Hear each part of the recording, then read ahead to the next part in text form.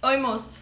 Meu nome é Laura e eu sou mulher. Eu acho que você deve ter escutado sobre essas coisas de ser mulher bastante nos últimos tempos, mas eu acho que vai ser muito importante pra você ouvir um depoimento de uma pessoa que tá aqui pra compartilhar e fazer você absorver no seu tempo livre de qualquer julgamento. Eu realmente só quero que você me ouça e perceba os sentimentos que te vêm no corpo antes das coisas que te vêm na mente. Eu quero que ao longo de todo o depoimento você preste muita atenção nas suas emoções, porque elas são parte fundamental desse debate. Você tem direito de sentir. Eu descobri que era garota ainda criança. Eu sou a única menina de 2 irmãos. E eu descobri que eu era menina quando começaram a aparecer umas regras extras pra mim que eles não tinham. Num dia meus pais me pediram pra eu não sentar de perna aberta e até hoje eu não sei porquê. No outro dia me pediram pra entrar mais cedo porque era perigoso, mas só pra mim. Por alguma razão meus irmãos podiam namorar com 15 anos e eu só ia poder namorar com 22, que por acaso eu ainda nem tenho. Quando eu percebi, eu já era a única pessoa da casa que não tinha uma cama de casal e eu posso te garantir que não era por acaso. Eu não culpo nem meus pais, nem meus irmãos por essas regras. Eles não tinham a menor consciência de que de alguma forma eles podiam estar me podando. É muito maluco perceber que você tem alguns limites simplesmente porque você é menina, sabe? Eu passei a minha infância inteira acreditando que eu realmente tinha algumas limitações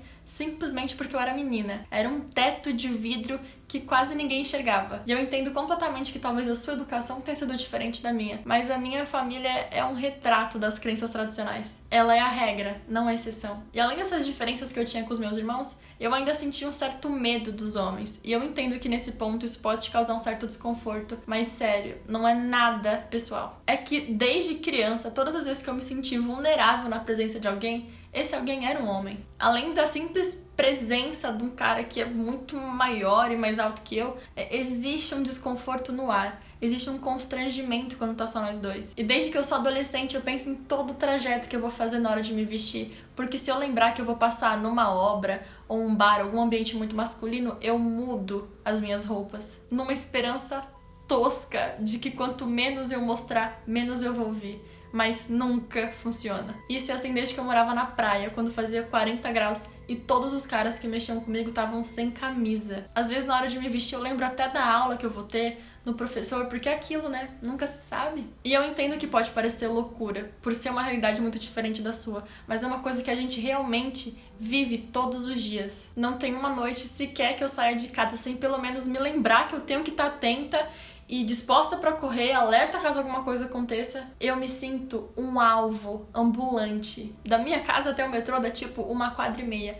E todas as vezes que eu saio de casa eu ouço pelo menos uns 3 ou 5 abusos. E eu vou deixar bem claro porque que essas abordagens que a gente tem na rua não são elogios, são abusos. Quando alguém me elogia, eu me sinto melhor. O elogio é uma coisa que existe pra perceber uma coisa de positivo em mim. Me dá crédito, reconhecimento, autoestima. Toda mulher gosta de elogio. Mas é abuso quando um cara faz um comentário sobre mim que faz eu me sentir constrangida, impotente, triste. Você consegue sequer imaginar a sensação de um cara olhar pra você e falar que quer te levar pra casa? Porque eu não me sinto honrada, eu me sinto com medo. É como se nessas poucas palavras ele já mostrasse qual é a relação de poder que ele tem com o meu corpo. É como se o meu corpo fosse um debate público e que eu fosse a única pessoa que não pudesse argumentar. E quando a gente fala que tem medo de homem, é por coisas como essas. Não é porque o homem é simplesmente um homem, mas é por tudo que ele representa pra gente. Quando um cara senta do meu lado no metrô, só de lembrar o tanto de coisa que eu já ouvi na vida, eu começo a me encolher na esperança de ficar invisível. Porque se por um acaso esse cara for um doido,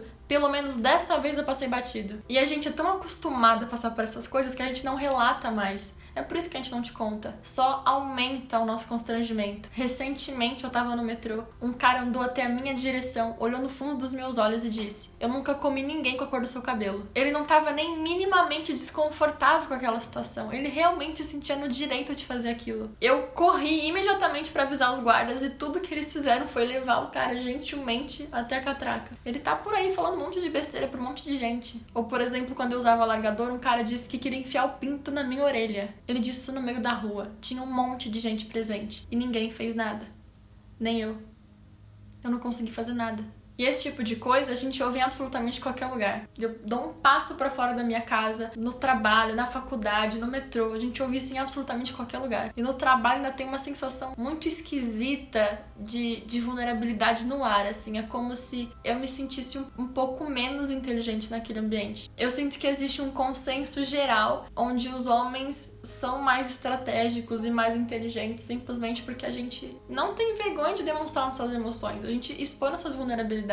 Isso não torna a gente menos estratégico ou menos inteligente. E isso tudo acontece com pessoas que a gente nem tem intimidade. Porque quando eu me relaciono com um cara, eu sinto um oceano de distância entre a gente, entre as nossas vivências. É muito claro como a sociedade me vê invisível perto dele com coisas muito pequenas. Eu já namorei 2 vezes e não teve nenhuma vez em que entregaram a conta do restaurante da minha mão. Ou sempre que eu saía sozinha me perguntavam se o meu namorado tinha deixado, como se realmente tivesse necessidade de uma autorização, como se ele tivesse que me dar o aval, a permissão pra sair sem ele. Ou até em coisas ainda mais subjetivas, tipo eu contar uma piada numa rodinha, ninguém nem me escutar, ele repete exatamente a mesma piada e todo mundo ri. São coisas muito pequenas e muito subjetivas, mas que falam muito sobre a diferença entre a gente. Uma diferença muito clara nos meus relacionamentos era na hora de transar. Quantas vezes você, homem, se perguntou: será que ela vai conseguir me fazer gozar? Porque esse é um questionamento que eu faço toda vez que eu conheço um cara novo. Toda vez que eu não gozava, os caras sentiam que tava tudo bem, como se fosse opcional, como se não fosse tão importante quanto o dele. E toda coisa acontece numa necessidade muito maior de performar de que tá bom do que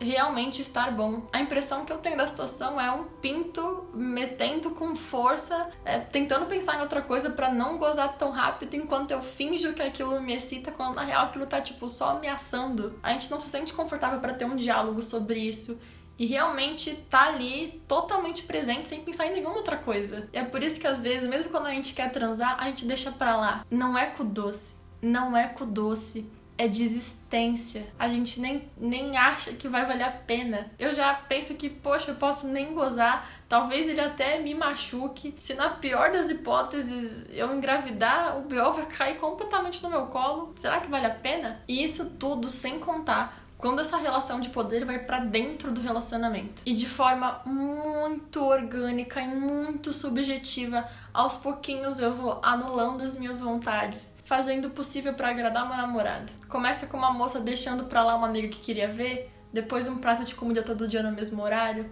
depois ela começa a transar sem vontade, se sente culpado por deixar ele violento e assim vai. Com sorte, ela sabe o que significa 180 pra fazer uma ligação. Ou mesmo depois de tudo isso, quando a gente já tem consciência dessas coisas todas e decide fazer diferente, ainda é difícil. Mas apesar de tudo isso, apesar de às vezes ainda ter medo da presença masculina, apesar de me subestimarem por eu ser mulher, ou de resumirem qualquer reclamação minha a um evento hormonal, eu ainda tenho esperança. Porque, falando sério, você homem, eu entendo a dor masculina. Eu entendo mesmo. Deve ser muito foda. Eu entendo o quão estressante é não poder se mostrar vulnerável. O quão difícil é não poder manifestar quando você tá magoado ou chateado com alguma coisa, porque pode ser um motivo de deboche, sei lá, alguma coisa assim. E ser condicionado a ser principalmente um profissional, mais que qualquer outra coisa, sempre uma postura muito heróica e muito viril e muito impossível. Não se sentir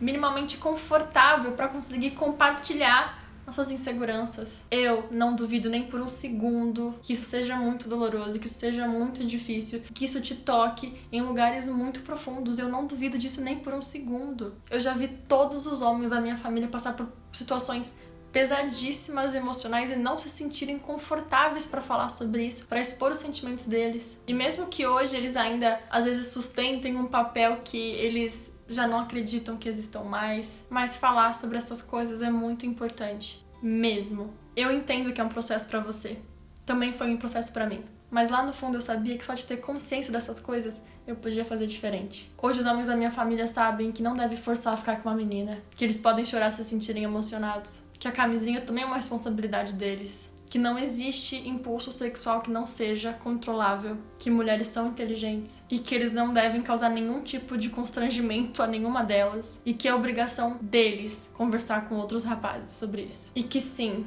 existe um abismo de diferença entre a gente, porque o que eu represento nunca te diminuiu, nunca fez você se sentir vulnerável, constrangido. Você nunca teve medo de mim. Agora eu quero que você fale o que você sentiu ao longo desse depoimento antes de falar o que você pensa sobre essas coisas. Se dê a oportunidade de quebrar essa barreira e se perguntar por que todas essas coisas acontecem e como você acha que pode colaborar com isso. Eu não odeio homens. Eu tenho muita esperança neles. E eu acredito mesmo que o debate sobre gênero pode ter um impacto muito positivo para vocês. Não tenham medo de sentir. Não tenham medo de corrigir o amigo de vocês. Não tenha medo de ser vulnerável. Não tenha medo de demonstrar suas emoções. Se você quer ser um homem de verdade, seja um homem real. Seja uma pessoa real, uma pessoa possível. Uma pessoa que sente. Isso pra mim é um homem de verdade. Não tenha medo de quebrar a barreira da masculinidade, sabe? Você tem escolha, você tem autonomia. Você tem esse poder. E pra finalizar, eu só queria que você mandasse o link desse vídeo pra um rapaz. Porque os homens são parte do problema, mas eles também são parte da solução. Depende deles. É isso. Um beijo. Paz.